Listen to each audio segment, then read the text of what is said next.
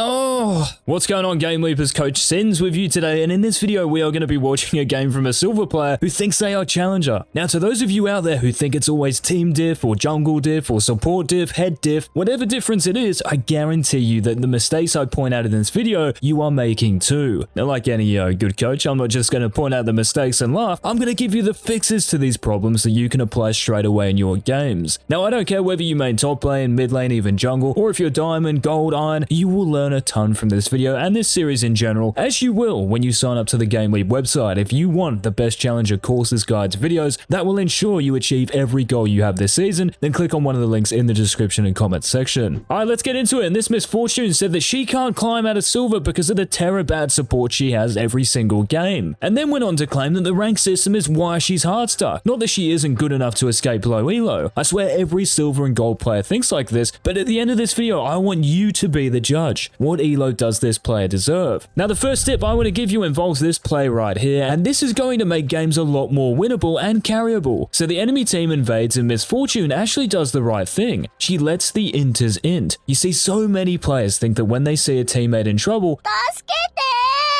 they have to save them.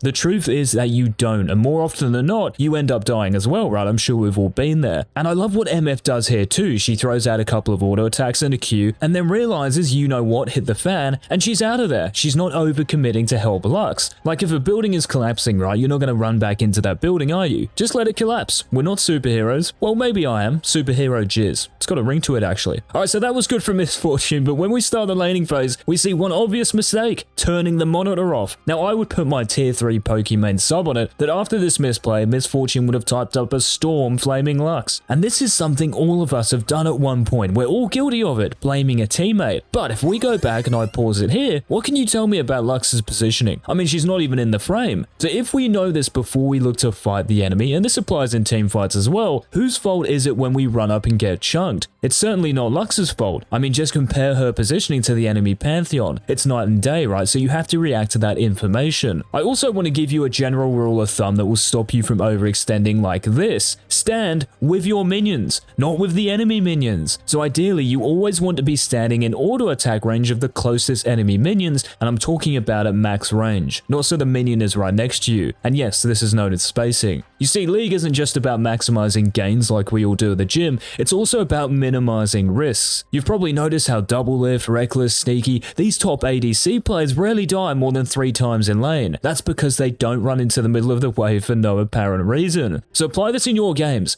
Auto attack range from the minions. Now I want you guys to watch this and tell me if you would have tilted after seeing this Lux binding. Like, that is as far away from Pantheon and Trist it can possibly be. But here's the thing. The reason that all of us tilt from seeing something like this is because our expectations of our teammates are just way too high. We think that they are going to play like Faker in 2013. Guess what? They are not. So I want you to imagine this Lux as a beginner bot, right? She has no hope. In fact, if she lands one binding this game, I'll be amazed. So with that type of mindset, watch this clip again and tell me if you would tilt. See, it's not really tilt anymore, it's more of a, yep, I knew that was coming kind of thing. And you play on without being affected by those around you. Now this applies to all of you, no matter the role, no matter the elo, so lower your expectations of your teammates and I guarantee you will play 10 times better as a result. Now this next tip I want to give you is a bombshell of a tip, and one that will take your gameplay to the next level. Standing still and auto attacking. Move MF, move up, you can kill Trist. In all seriousness guys, this is a big blunder lots of low elo players make. Instead of moving between auto attacks and abilities, they just right click on an enemy champion and let the PC do the work. In other words, you're playing like a bot. You should always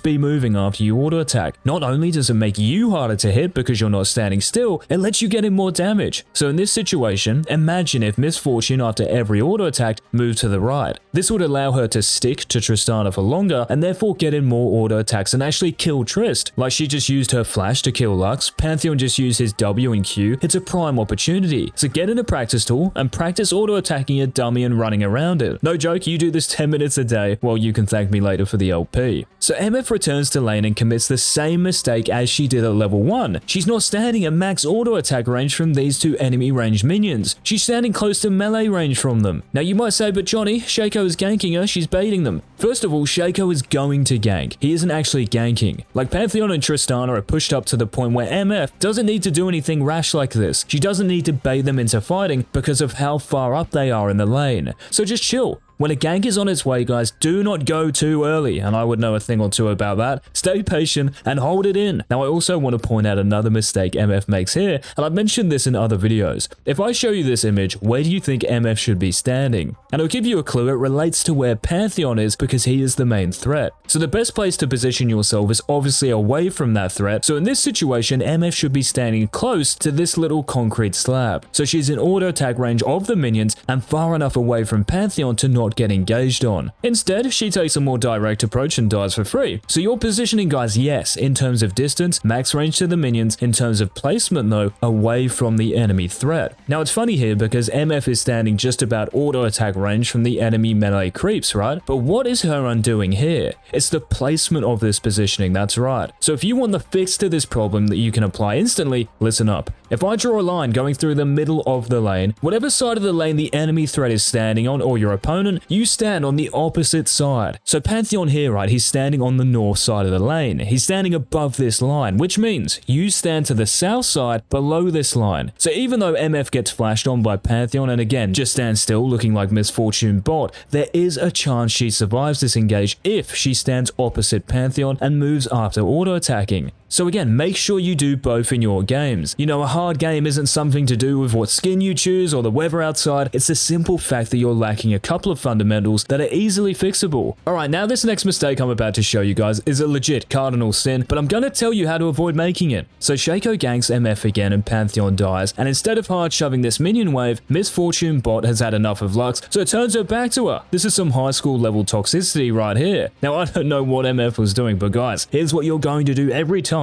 your minion wave is pushing into the enemy tower and it is beyond the halfway point of the lane. You are going to hard shove so it crashes into the enemy tower. The benefit of this is that the next wave that arrives in lane is going to reset close to the middle of the lane instead of being clogged up towards the enemy tower like it is here. Now I'm sure you all know why this is a risky scenario, right? Being pushed so far up leaves you vulnerable to ganks, and against champions like Pantheon and Tristana in particular, you're going to die. So what we're really doing here, guys, is foreseeing the future. We know that if we don't hard shove this wave, we are screwed for the next minute or so. The lane is going to be so risky to stay in. So again, when your lane is pushing and past halfway, auto attack as much as you can, use your abilities, ask for assistance from your teammate if you have one to shove the wave. Remember me saying it's also about minimizing risks, not just maximizing gains? Well, this is exactly that. In fact, Misfortune and Lux end up running out of the lane, as you can see, to help out Shaco and co fight around Dragon. The issue with this is that there is a cost to doing it, and if you're subscribed to the channel with notifications turned on, you will already be aware of this mistake. So look in the bot lane right now. Tristana is farming minions. She's getting gold and experience.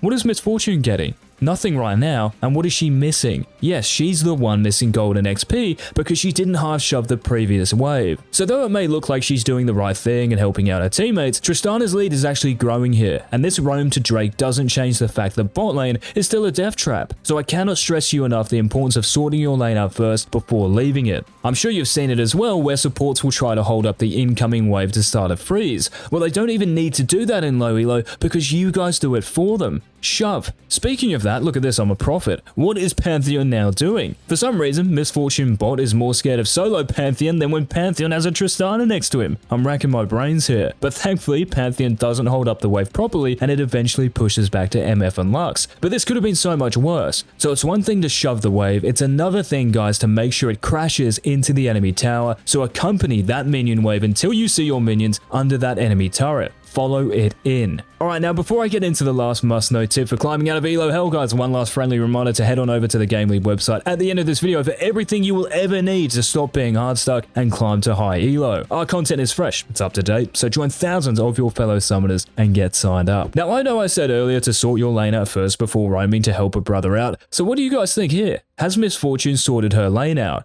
Well, this is actually fine, and the reason is because the bot wave is neutral. It's not frozen towards Tristana's turret turret or sitting under your own, so you can afford to invest time into roaming to try and make a play. In other words, there's very little cost to doing this. You're not missing 2 to 3 minion waves for it, right? Now there is one more crucial condition here that makes this roam worthwhile, and it's the jester behind MF, the cheeky bugger. Now if her jungler wasn't on the bottom side of the map and close to this fight, MF's team is outnumbered, and the chances of turning this fight around are minimal, so the better play would be to just stay bot and shove the wave so Tristana is the one who misses CS. But because Shaco is here, numbers are even and you have a good chance of making something happen. And as we can see, the enemy team overcommits and Misfortune bot and co turn it around. Also have a quick gander at bot lane. The lane is still in the middle. So yes, you and the enemy carry have missed a few minions, but you're both in the same boat. It's not like Tristana stayed bot lane and shoved, right? So you're not losing anything here. So to sum this up, when your wave is neutral, guys, or you have hard shoved it, you have my permission to then think about roaming. Just remember to consider the numbers your team will have in that fight